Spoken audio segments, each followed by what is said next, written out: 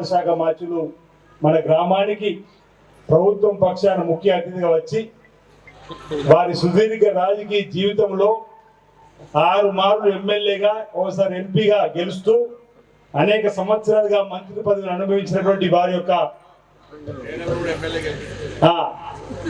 పద్మావతి గారు వారి సతీమణి కూడా 2 సార్లు శాసనసభ్యులుగా ఉంది. ప్రస్తుతానికి మా శాసనసభ్యులు సభ్యులుగా కూడా ఇద్దరు రావడం జరుగుతుంది. వారి సతీమణి కూడా కోదాడ నుంచి 2వసారి శాసనసభ్యులు గెలిచింది.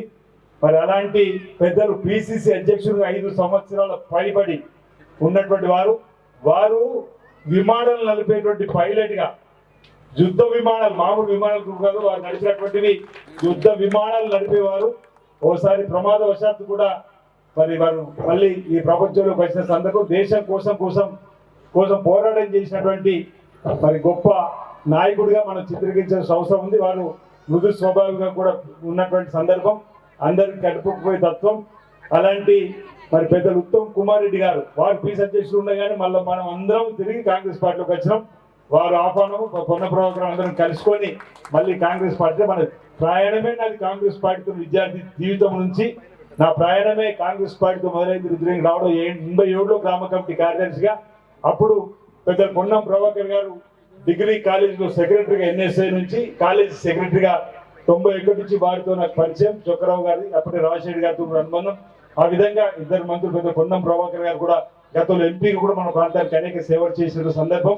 ఇక్కడ మహిళా సంఘానికి కూడా వారి నిన్ననే మనం 8 లక్షలతోని స్లాబ్ కు పెద్ద కలెక్టర్ గారి సమక్షంలో మనం చేసుకున్నాం. 8 లక్షలు కావాలని కూడా ఇద్దాం అనుకున్నాం. దానికి అడుగు ఫౌండేషన్ వేసి కూడా పొన్నం ప్రభాకర్ గారు, తర్వాత 13 లక్షలు మన స్వచ్ఛంద సంస్థల వరకు తీసుకున్నాం. అప్పుడు స్వచ్ఛంద సంస్థ లింగారెడ్డి గారు సభలో చాలా మంది అంటే అనేక సమస్యలు పరిష్కారం చేసుకున్న వారిగా సందర్భాలు చెప్పాల్సి వస్తుంది. ఈరోజు ఈ సభ ద్వారా మన ప్రాంతానికి, మన నియోజకవర్గానికి, మన జిల్లాకు నిధులను తీసుకురావడం కోసం కూడా ఒక ప్రయత్నం చేయాలని చెప్పండి.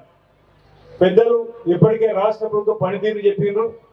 ఎవరికి రేషన్ కార్డు లేకుండా ఇచ్చే బాధ్యత, ఎవరికి పేదలకు ఇల్లు ఇచ్చే బాధ్యతను తీసుకుంటామని దానికి వారి మద్దతు ఇచ్చినందుకు ధన్యవాదాలు తెలియజేస్తూ అందరికి ఇచ్చే ఏర్పాట్లు చేసుకుందామని మాట సందర్భం చెప్తూ మీ బిడ్డగా పెద్దలు 2018లో మీరు శాసనసభ్యుడు నాకు అవకాశం టికెట్ ఇచ్చిన ఆ రోజు అతి తక్కువ ఓట్లతో ఓడిపోవడం జరిగింది.